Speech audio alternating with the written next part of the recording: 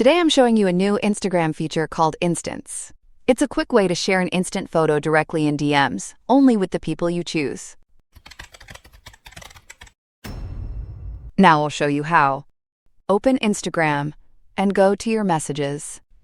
On the right side of the screen, you should see a star button for Instants. If you don't have it, update the app and check again a bit later. Tap the star button. Instagram's camera will open.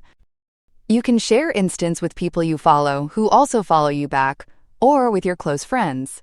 Also, keep in mind that Instagram may use your Instants activity to improve personalized suggestions and ads. If you want, add a caption to your instant photo first. Then tap the Friends button at the bottom of the screen and choose who you want to share your instant photo with, either mutual followers or your close friends list. After that, take a photo by tapping the button in the middle.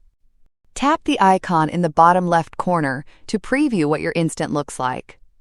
When you open your instant post, you'll see who viewed it or reacted to it. And that's it. What do you think about Instagram Instants? Have you tried them yet? Let us know in the comments. Please like and subscribe for more digital tips.